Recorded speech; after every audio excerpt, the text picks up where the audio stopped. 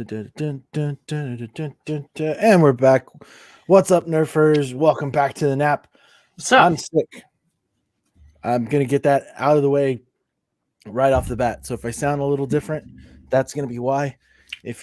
I'm going to apologize ahead of time if I cough and don't immediately mute myself or don't mute myself preemptively. Sometimes it just happens when I'm talking.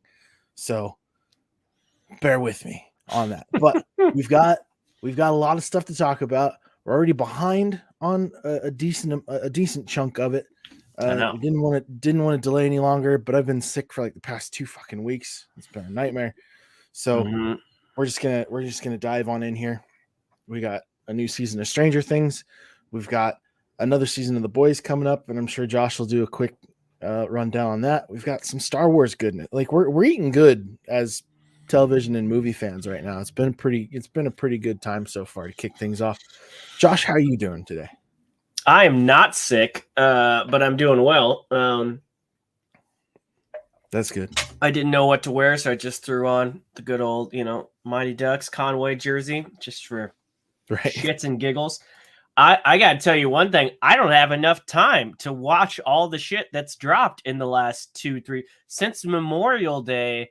It has just been this onslaught of stuff. And, I temp write for Victims and Villains sometimes as well. And Josh likes to, hey, you want to pop on this and talk to me about this movie? And I'm like, yeah, but then I have not been able to find the time to go see it. Dude, you're superhuman to me already as it is, because I never understand how you because you'll hit me up and be like, hey, did you check this out? I was like, no, it's been 5 seconds after it came out. No, I haven't seen that shit. Or we're finishing up one show and you've already got like 14 others under your belt. Like I don't know where you find the time for it in general. I just don't sleep, but there's fair enough. There's so much going on. I wanted to, going back to Memorial Day weekend, we had Stranger Things dropped, which we're going to talk about. We had Obi-Wan drop, which we're going to talk about. And we had Top Gun drop. And that's going to be our first off the top here. Let me pull this up. So Top Gun. Come on now. Pull up. There we go. Share screen. Bam. Top Gun. I was telling Seth off screen. I looked to grab the new trailer for Top Gun off Paramount Pictures YouTube channel, and it came out 2 years ago. Nope. They ain't doing it for you. This movie has been delayed so much, but I'm so glad they did not compromise. I'm not going to get into spoilers because Seth hasn't seen it. But this movie was made to be seen on the biggest screen possible. It is not you're bored, pull it up on your phone. I would wager, unless you have a stellar at-home setup, it is not hey, let's watch something, let's stream something tonight. It is made for the big screen, and it is an amazing movie. Maddie and I watched the 86 Top Gun the night before this came out, and then we went and saw this in the theaters. It is every bit the sequel to the 86 Top Gun, but it's also its own thing, and I loved it. It's also Tom Cruise's biggest movie to date, biggest movie debut. He's never had a movie debut this big before, and it's already hit the $500 million mark worldwide. It's pretty big. It's a big thing for Cruise, and good on him. He's arguably one of the last movie stars, like stars that make the movies instead of stars that star in movies. He's iconic, to say the least, and this movie was incredible. Are you still hoping to see this at some point? I mean, yeah, the only reason that I didn't go and catch it was because I had a cough, and I don't have COVID. I tested negative for that several times, but you don't want to be the guy in the theater coughing up a lung. Sure. And having everybody stare you down. On your recommendation, I will try and see it in the theater. I won't try streaming it immediately when it comes out. At that point, I had to do with Northman. Yeah. Because unfortunately I was sick for that unfortunately too. Like Well, that unlike kind of went Northman, horrible, but this movie's making tons of money, and they're not taking it out of theaters anytime soon. So I think you'll be safe. I know it's going to be fighting for premium screens once like Thor comes out. Well, actually, Thor's not coming out till next month. Once yeah, Jurassic Park we comes got out, we got a little bit. No, it's going to be and fighting by the for time premium screens with Jurassic Park. But I otherwise, don't know how hard it'll be fighting though either, because Jurassic Park kind of but it makes money. You know those movies make money, as sure, shitty as they are. sure, but getting this out ahead of time But and getting reviews in, it's gonna. I mean, that first week is always what the studios are shooting for. Well, and if I've read this correctly, this has had big movies like Batman. What other big movies have come out this year? Doctor Strange. They all have huge first weekends, but then they usually they take a dip their second weekend, right? And that's like normal. Like it's normal to have a movie dip 50 to 60% its second weekend because everybody went out to see it the first weekend, but that's still a lot of people coming out to see it the second weekend. Top Gun only dipped 37%. That is crazy. That means it's still doing boatloads of movie watching in its second weekend. And that's amazing. And it really did. This movie felt to me like when James Cameron created his own, like technology to do Avatar and his own cameras. This movie felt like that for Tom Cruise. The technicalities that went into this movie, the rigs that they had to put in the planes, the way they forced the actual actors to undergo G-force and everything in the planes while they were filming. It's insane, but it isn't pulled it all Cruise off. like a trained pilot too? Like hasn't he gone Well, through like everything to fly the plane himself now too? yeah, but they didn't allow him to. they Oh, they they didn't. they made Okay, it specific that he was not allowed to fly. I'm sure he tried, I'm sure he but wasn't flying like a bunch of the stunts, but I thought there were some oh moments where yeah, he was he's a actually pilot. flying the thing. He might have been flying some of the smaller aircraft in the movie, but not the F-18s.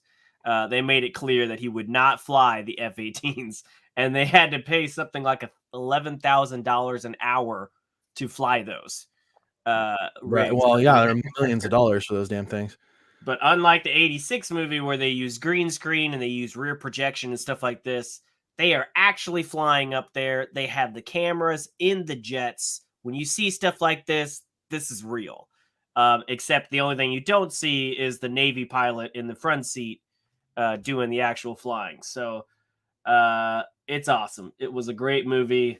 I really liked it. And they really went out of their way to make you know it's a sequel to the 86. Like it felt like that same movie just with today's technology. So That's good. That's good. I That's liked what it. I mean. I like it when a studio goes to that level of effort for something. Yeah. That's a Yeah. good scene. It was good stuff. And Maddie liked it too. Maddie, she thought she'd seen the original and we played it and she was like, is it supposed to be this homoerotic? I think a lot of people feel that way. I don't think that was their intention, but it was definitely like the alpha male, shirtless, let's pose while we're playing beach volleyball movie for sure. But they toned that down a little bit in this movie, but it still felt like a sequel. So that was great. Moving on, I got the chance to see Men in theaters. Men is the newest movie from Alex Garland. He wrote 28 Days Later, The Beach. He wrote Judge Dredd, and many people believe he actually directed parts of that. He did Ex Machina, Annihilation. He's amazing. This Right. movie is a drama about a woman trying to reset after her husband commits suicide, and it is interesting. It's a movie about misogyny, and it's an A24 film. I'll tell you that. Like Okay. A24 can be one of two movies. It's either like it's either just a really interesting artsy take, or it's a really really weird artsy take on a premise, and this movie is definitely weird it wasn't really a horror movie. It was more of a drama, but the final act just was odd. It was just odd. It was definitely odd. I did an in-depth discussion with Josh on this, and if you guys are interested, you can go over there and listen to that at Victims and Villains. But it's not a movie I would see again. I didn't hate the movie, but I enjoyed the first 3/4 of it. I'll say that. Huh. So different film for Alex Garland for sure. That's all I gotta say. I know you weren't really interested in that one. Well, I mean, it was like when I looked it up, it was billed as a horror. I mean, like looking at the description now, like there's like it's coming up with like horror as like the other recommendations. And horror has just never really been my genre. So when you reach out to me, it's just like, well, like I wanted to go. Like I was running into a bunch of stuff, but I had a bunch of other shit on my plate. And I was like, do I want to blow off all this stuff that I need to do to see a movie that probably isn't in my wheelhouse? So it was a tough bit because like we're trying to do some more shit like in the real world together to get. It's all right. I'll get you one of these days. Look at me. It wasn't really a horror though. Like the final act was kind of body horror, but it was presented and it was wrapped in a drama. Is it kind of like how The Village went down to where like the marketing around the movie was just completely wrong? No. Okay. No. So they were close, but yeah, no it's just A24. If you've seen enough A24 movies, you just know that they tend to go a certain route with their narratives, and they did, and they just went the crazy weird route, and it's definitely a weird movie, and it's the weirdest thing I've ever seen Alex Garland do because he typically does more mainstream stuff.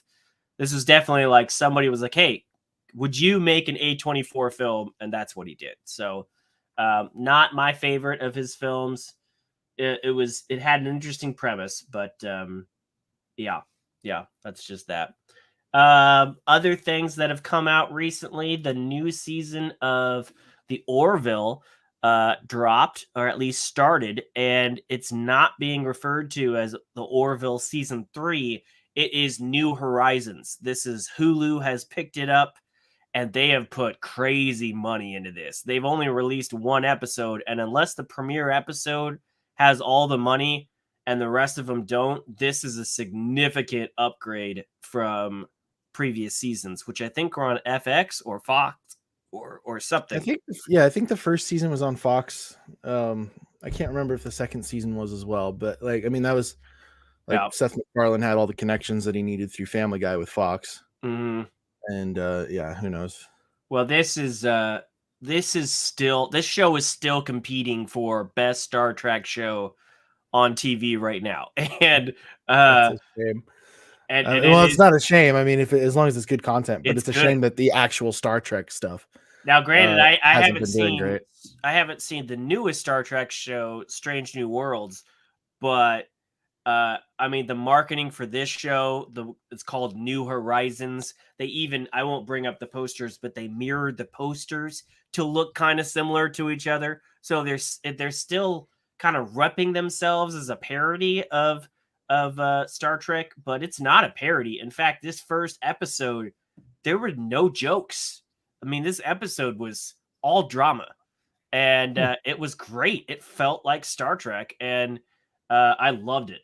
They've only released the first episode of New Horizons so far, but wow, it was great. Is it the same crew as the original show, or? Oh yeah, it's got the same crew. It's got some new crew. This is right now. This is the opening scene, but it's recapping the events of the last season. There's a big battle at the end of the last season, so they have some new crew members that are survivors of that war. Yeah. It's got the same cast, but granted, Norm Macdonald died while they were filming this season, so I wonder if they're going to bow him out or not. He did make an appearance in this, so I don't know what that means for the future of his character. But man, it's good. It is so good. So if you guys haven't seen this show, I definitely suggest watching it. try to get past the first episode because it is the odd one of the bunch. It is the most Family Guy episode of the show, but the rest of the show is fantastic. So, yeah, that came out. That was one of the many things that came out. And the other thing that dropped, which Seth has not seen yet, are the first 3 episodes of The Boys. And Prime continues to put money into Amazon Prime continues to put money into dark, bloody superhero shows. If it's not Invincible, it's this. And oh my god, the first 3 episodes of this was incredible. I mean, I'm loving it. They're filling in a gap that Marvel and DC just aren't doing, because like the every Marvel and DC fan almost is asking for it. It was like, hey, we want you to go a little darker in some of this stuff. Like, you need it. And they ain't doing it. And somebody was going to, and sure enough, I mean, Amazon was already killing it from the first season, and then in like the fucking game that they played with everybody's minds in the first episode of Invincible was just well, at least for people who weren't familiar with the comic ahead of time. Like, yeah, just leveling in that brutality was perfect. I'm watching the trailer that you've put up here now, and it's got a lot. I'm kind of like, I don't know if I should be watching this right now. Well, I could stop it. It was the first trailer they released, but it does show good. I don't know if I'm like, I mean, I've already seen Butcher with his eyes all glowy and shit like that, and I know that there's a pill that they're taking. Yeah. Because I mean, that's been part of the trailers, but yeah, I'm wondering. I'm actually kind of hoping. Sorry, my sinuses are just freaking out right now. You're fine. The thing that I'm kind of hoping for is that this is the last season. I know it says new season. I would love it to be a series finale though, because something that I'm getting kind of sick of now. Stranger Things, I'm going to give them a pass as we talk about this later, because I'm going to sound a little hypocritical when that comes in. But I'm getting a little bit irritated with shows that just continuously go on and on and on and on and on. Whereas like this series so far has been okay. In like the first season, it was a bit of a scramble, but they kind of got like, they got their heads on a swivel. They got themselves into like kind of a good placement in order to, and they also found out a lot about the soups and sort of how to like how they're going to kind of have to combat things. And then, but then Butcher went out thinking, it was like, oh no, this is, I'm not going to make it through this, whatever. I'm just going for revenge. And then the second series, they're like, okay, so the bad guys really kind of won. Well, not even kind of, really won in the end of that one. And so that was kind of like their Empire Strikes Back seasons. Like, all right, you know, we're now the good guys are kind of scattered, a little bit down. And now I would love this third series here to be the thing where, okay, we've got a couple episodes where they're forced to come back to work together again. And then, no, the good guys won in the end of episode of season 2. They outed the Nazi chick to the world. They cuckolded Homelander and showed him the tape and said, "You're going to be a good boy, or we're going to release this." Right, and, but they still hadn't found a way to destroy him, and so if he decides to go rogue, everybody's just fucked. Like, well, but they Butcher lost. Butcher lost probably the most important thing in his entire fucking life. Sure. Like, and he had to watch it and he had to see it happen. And then that now he's having to. Then he had to pick up a kid who isn't his, who is also a soup that he hates.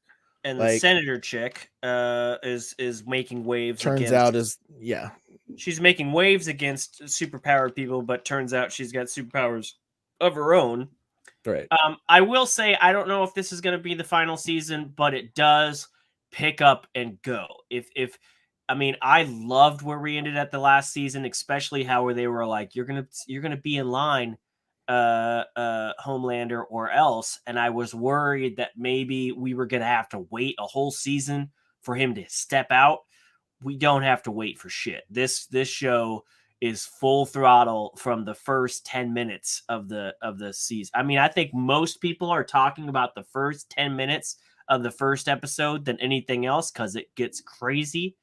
But they cover a lot of ground in the first 3 episodes, and I'm wondering just how diabolical it's gonna get. But it's really awesome. And if you want something more diabolical, their animated show, The Boys, is fantastic. I watched It's that actually last called week. Diabolical too, isn't Yeah, it? I watched that getting ready for this, and oh my god, that pushes the limits more at times than the show. That's the collection of shorts that they had for that was just bizarre but good. So I don't know, man. I feel like they got a lot of lore.